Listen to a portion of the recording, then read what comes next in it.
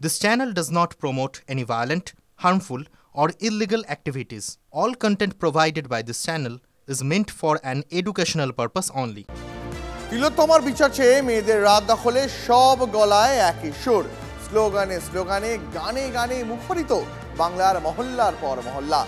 স্বতঃস্ফূর্ত প্রতিবাদে রাজপথে মহিলাদের ঢল, কোচবিহার থেকে কাকদ্বীপ, অভূতপূর্ব ছবি বাংলা জুড়ে।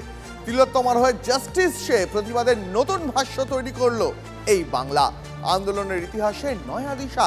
স্বতঃস্ফূর্তভাবে এগিয়ে এসেছেন মহিলারা, বিবেকের ডাকে সাড়া দিয়েছেন তারা। সাফল্যে খুশি রাত দখল কর্মসূচির আহ্বায়ক রিমঝিম সিংহ। একদমই না, আমি ভেবেছিলাম যে যারা এমনিতেই কলকাতাতে আসেন তারা যে কোনো প্রোটেস্টে পার্ট নেন, তারা সবাই আসবেন এবং সম্ভবত 100 বা 200 জন জড়ো হবেন।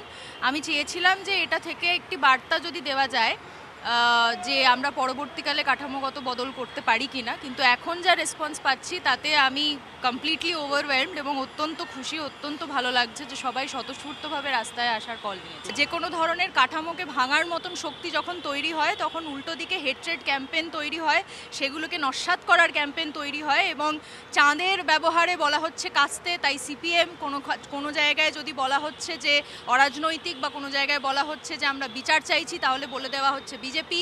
এই ধরনের ক্যাম্পেনের এগেনস্টে আমার মনে হয় আজকে যারা বাইরে এসেছেন, যারা স্বতঃস্ফূর্তভাবে এই ডাকগুলো দিয়েছেন, তারা নিজেদের মতন করে নিজেদের রাজনীতি ঠিক করতে চাইছেন। ঠিক যেরকম জলের অসুবিধা হলে মিছিল যায় রাস্তা দিয়ে, তারা জলের ডিমান্ডে থাকেন।